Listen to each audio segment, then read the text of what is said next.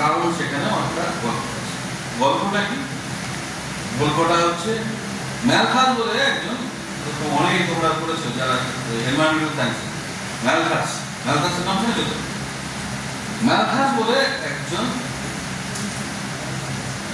সমাজ বিজ্ঞানী দেখেন, তিনি বলছেন কি যে মানুষকে তো মানে ফিজিওক্র্যাটসদের সঙ্গে তাদের কথা মিল আছে। ফিজিওক্র্যাটসরা বলছেন যে কৃষি ছাড়া অন্য কোনো পদ্ধতি উৎপাদন হয়, একমাত্র ফার্টাইল ক্লাস হচ্ছে যারা হচ্ছে কিনা ফার্মাররা উৎপন্ন করে, বাকিটাকে উৎপন্ন করে। কেননা যারা ইন্ডাস্ট্রিতে কাজ করছে, ইন্ডাস্ট্রি যা তৈরি করে সেই জিনিসটা মানুষ খায় না। হ্যাঁ, কৃষি থেকে যে জিনিস উৎপন্ন হয় সেই জিনিসই মানুষ খায়। সুতরাং কৃষি হচ্ছে একমাত্র উৎপাদক, বাকিরা হচ্ছে সমস্ত হচ্ছে কি বলে স্টেরাইল। ঠিক আছে, তাহলে ফিজিক্যালের সঙ্গে মিলে যাচ্ছে। এখানে বলছে ক্লাসিক্যাল ইকোনমিক্সের বলছে যে এটা একটা ডিসমাল সায়েন্স বলছে, কোনো হতাশার একটা জায়গায় দিচ্ছে। কারণ কি যে স্ট্যান্ডার্ড অফ লিভিং বাড়বে না। কেন বাড়বে না? না, মানুষ চাষবাস মানে এগ্রিকালচারাল প্রোডাকশনের উপরে বেশি। এগ্রিকালচারাল প্রোডাকশনটা বাড়ে হচ্ছে সমান্তর এরিথমেটিক প্রোগ্রেশন, মানে 2, 4, 6, 8, 10, 12, 14, 16 আর জনসংখ্যা বাড়ে 2, 4, 8, 16, 32।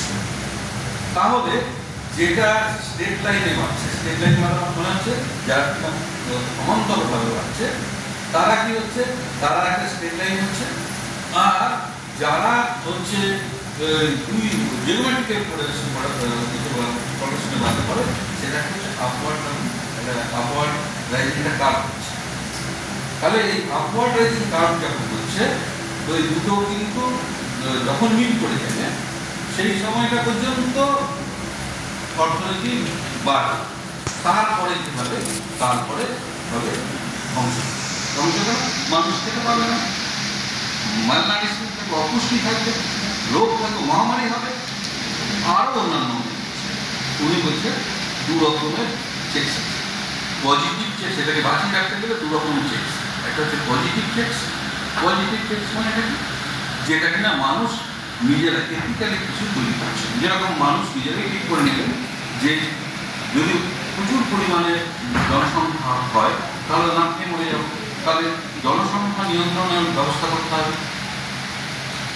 ঠিক আছে, তাহলে এইরকম বেশি বয়সে বিয়ে দিতে হবে ইত্যাদি ইত্যাদি, যে সমস্ত করলে পরে যাতে করে জনসংখ্যা কমানো যায়, সেটার একটা পদ্ধতি। আর একটা হচ্ছে কি পজিটিভ, আর একটা হচ্ছে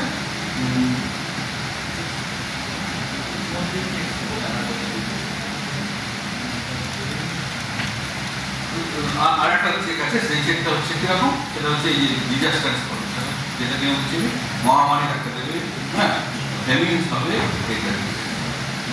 তাহলে এই যে দুটো চেক দিয়ে কি হবে, আবার জনসংখ্যা কমে যাবে। জনসংখ্যা বেড়েছিল বলে সমস্যা হচ্ছে, জনসংখ্যা কমে যাবে, জনসংখ্যা কমে গেলে বলে কি যাবে, আবার আমরা নর্মাল।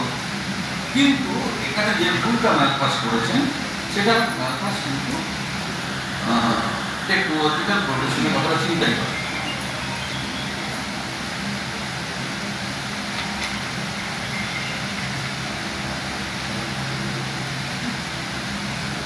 কি বলছেন ম্যালথুসিয়ান হিসেবে না, প্রিভেন্টিভ চেকস আর পজিটিভ চেকস। ঠিক আছে, তো দুটো হলো। প্রিভেন্টিভটা হচ্ছে যেটা এথিক্যাল, আর পজিটিভ চেকসটা হচ্ছে ডিজাস্টার। তো ম্যালথাস যেটা ইগনোর করেছে সেটা হচ্ছে টেকনোলজিক্যাল প্রোগ্রেশনের কথা ভাবে। টেকনোলজিক্যাল প্রোগ্রেশন কিন্তু ইতিহাসে সাক্ষী আছে যে আমরা অনেকগুলো ফেমিনিস্টকে কিন্তু কষ্ট করছি। ঠিক আছে, আমরা এটাও দেখিয়েছি যে আমাদের যে মেডিকেল সায়েন্সের যে উন্নতি হয়েছে, যার ফলে আমাদের যেটা ম্যালথাস একদম ধরে নিয়েছিলেন যে কিছুদিন পরে হাই বার্থ রেট এবং হাই ডেথ রেট হয়ে যাবে, কিন্তু আমরা ডেথ রেটকে অনেক কমিয়ে দিয়েছি। বলতে গেলে ডেথ রেটের ক্ষেত্রে আমরা একটা বিরাট রেভলিউশনারি চেঞ্জ এনেছি, যার ফলে কি মানুষের প্রত্যাশিত আয়ু অনেক বেড়ে গেছে, প্রত্যাশিত আয়ু অনেক বেড়ে গেছে মানুষের মধ্যে। আগে যেটা খুব সমস্যা ছিল, আগে এই যে মানুষের কেন একটা সংসারে অনেকগুলো করে বাচ্চা থাকে, তার কারণটা ছিল যে প্রথম এবং প্রধান কারণ যে সার্ভাইভালের মানে প্রবাবিলিটিটা খুব কম ছিল, সার্ভাইভালের প্রবাবিলিটি কম ছিল। এবং সেই কারণে যে একটা মানে 10 জনের মধ্যে 2 জন বাঁচতে পারেও তো কেউ একজন থাকলো, সেই জন্য 10 জন মানে ছাত্রী থাকতো, মানে সন্তান উৎপাদন করতো মানুষের। কিন্তু এখন যেহেতু এটা অনেক বেশি সিকিউর এবং মেডিকেল সায়েন্স অনেক বেশি প্রোগ্রেস হয়েছে, যার ফলে মানুষ কিন্তু এখন মোটামুটি অনেক হাই বার্থ একদম নিজেদের কিছু লো বার্থ রেটে না, মিডিয়াম বার্থ রেটে। এবং সবথেকে বড় কথা হচ্ছে অনেক দেশে এখন জনসংখ্যা, আমাদের দেশে জনসংখ্যা আমাদের কাছে কিন্তু বোঝা হয়ে গেছে, কিন্তু অনেক দেশে জনসংখ্যা এখনো পর্যন্ত কাম্য লেভেলে অনেক কম রয়েছে। তো তারা অনেক বেটার পজিশনে রয়েছে। তো আমার তো এটা শুরু করেছিলাম, তো এটা এখানেই শেষ করছি, কারণ হচ্ছে পরে একটা বড় প্রোগ্রাম আছে। হ্যাঁ হ্যাঁ, আমার কমপ্লিট করতে তো 10 দিন।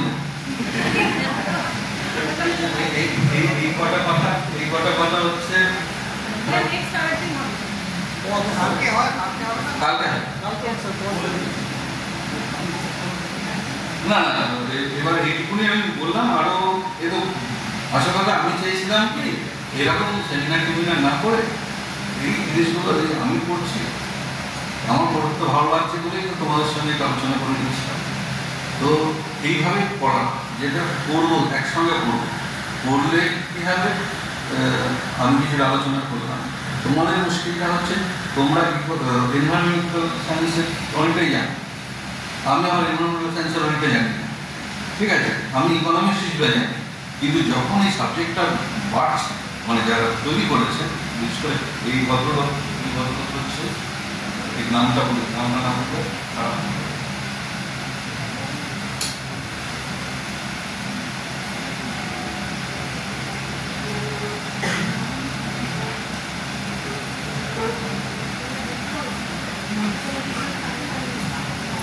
এই রবার্ট কোস্টাঞ্জা উনি হচ্ছেন এই ইকোলজিক্যাল ইকোনমিক্স বলে একটা জার্নাল আছে। এই জার্নালের একদম ফাউন্ডার সম্পাদক। 1989 সালে চালু হয়েছে। 1989 সাল থেকে 2002 সাল পর্যন্ত উনি সম্পাদক ছিলেন এবং ওনার উৎসাহে এই কয়েকজন ইকোলজি ইকোনমিক্সের কিছু লোক, ইকোলজির কিছু মানে এনভায়রনমেন্টাল সায়েন্সের কিছু লোক, মাল্টিডিসিপ্লিনারি একটা বডি, তারা এই সাবজেক্টটাকে প্রচার করেছে। এবং করার পরে এটা করার পেছনে কারণ হচ্ছে এর আগে যে আমাদের সেমিনার হয়ে গেল কিছুদিন আগে, আবার কমন ফিচার একটা হলো ওয়েটল্যান্ড। আবার কমন ফিচার তোমরা এনভায়রনমেন্টাল সায়েন্সের লোকরা জানো খুব ভালো করে যে 1987-এ ব্রাডফোর্ড যে কমিশন, তার যে রিপোর্ট বেরিয়েছিল, সেই রিপোর্টের নাম ছিল হচ্ছে আওয়ার কমন ফিউচার। এবং ওই এসেই প্রথম সাস্টেনেবল ডেভেলপমেন্টের কথাটা উঠে আসে, ঠিক আছে। তাহলে ওই যে গ্রো হার্লেম বার্নল্যান্ড, উনি একজন বিখ্যাত মহিলা, তোমরা তার নাম জানো, তিনি হচ্ছেন নরওয়ের প্রধানমন্ত্রী। ইউনাইটেড নেশন ওনাকে দায়িত্ব দেন যে WCD করার জন্য, কি বলে এটা আর কি, এই কমিশনটা চালানোর জন্য। এবং কমিশনটা 1987-এর রিপোর্ট দেয়, সেই রিপোর্টটা বার্নল্যান্ড কমিশনের রিপোর্ট হিসেবে পরিচিত। এবং 1987-এ যে আওয়ার কমন ফিউচার শুরু হয়েছে, সেখান থেকেই এই কতগুলো তরুণ বিজ্ঞানী তারা তোমার 1989-এ এই ইকোলজিক্যাল ইকোনমিক্সের প্রবর্তন করে। তো এটা হচ্ছে বলার কথা।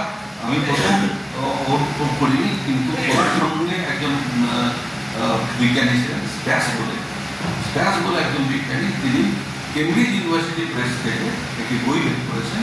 সেই বইটির প্রথম যে আমি লাইনগুলো বলছিলাম, প্রথম বইটি পড়ে আমি প্রথম উৎসাহিত হই যে ইকোলজিক্যাল ইকোনমিক্সটা কী জিনিস। তো তো ওটা পড়ার পরে তারপরে একেবারে ফার্মাসিতে চলে যাই পদ্ধতি রবার্ট কোস্টাঞ্জা পড়ার পরে তারপর দেখছি যে না এখন অনেক বই বেরিয়ে গেছে। সেই বইগুলো আমাদের ইন্ডিয়ানদের মধ্যে হয়। তিনি অবশ্যই ইন্ডিয়াতে থাকেন না, নীলাঞ্জন ঘোষ বলে, তো তিনি একটা খুব সুন্দর লিখেছেন এখানে। তো এটা এখন খুব সর্বত্র খুব প্রচারিত হচ্ছে। তো এই সম্বন্ধে আমাদের জেনে রাখা ভালো। এর আগেও আমি একটা কথা বলেছিলাম যে আগের যেদিনকে আমাদের ফ্যাকাল্টি ডেভেলপমেন্ট প্রোগ্রাম হচ্ছিল সেদিন বলেছিলাম যে আমাদের খুব জানা জরুরি, কারণ হচ্ছে সাস্টেনেবল ডেভেলপমেন্ট গোলস তৈরি হয়েছে। এর আগে এমডিজি ছিল, মিলেনিয়াম ডেভেলপমেন্ট গোলস বলেছিল, যেটা 2000 সালে শেষ হওয়া হয়েছিল। সেটা শেষ করতে পারেনি। সেটা কন্টিনিউ করার জন্য 2030 সালের মধ্যে ইউনেস্কো, ইউনাইটেড নেশন প্রতিটি দেশকে কমন এজেন্ডা বেঁধে দেওয়া হয়েছে, কমন টার্গেট বেঁধে দেওয়া হয়েছে, যেগুলো 2030 সালের মধ্যে ইউনাইটেড নেশন চায় যে প্রত্যেকে সেটা কমপ্লাই করবে। তো এই 17খানা যে ডেভেলপমেন্ট গোল রয়েছে সেটা নিয়ে বিস্তারিত আলোচনা হওয়া দরকার, কারণ 2025 সাল হয়ে গেছে, মাত্র হাতে 5 বছর। 2030 সালে আমরা বুঝতে পারছি ওটা আমাদের ইন্ডিয়া অন্তত অ্যাচিভ করতে পারবে না, বিশ্বের অন্যান্য দেশগুলো হয়তো কিছু কিছু অ্যাচিভ করতে পারবে। তবুও আমরা কতটা এগোতে পারবো, আমরা সবাই মিলে, আমি তুমি সবাই মিলে আমরা কতটা কী করতে পারছি, আমরা কতটুকু শিখছি, কতটুকু জানছি, কতটুকু অ্যাওয়ার হচ্ছি, তার উপরে এগুলো নির্ভর করবে।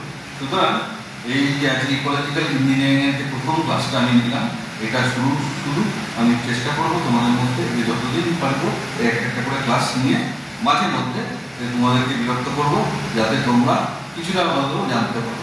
ঠিক আছে, আমি পড়বো, তোমরা শুনবে। ধন্যবাদ।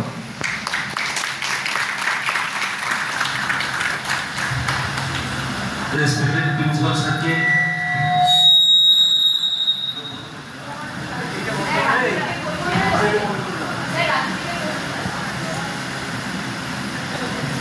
কারো যদি কোনো প্রশ্ন থাকে সেটা লিখিত আকারে দিতে পারেন, আমরা সেটা প্রিন্সিপাল স্যারের কাছে পৌঁছে দেবো।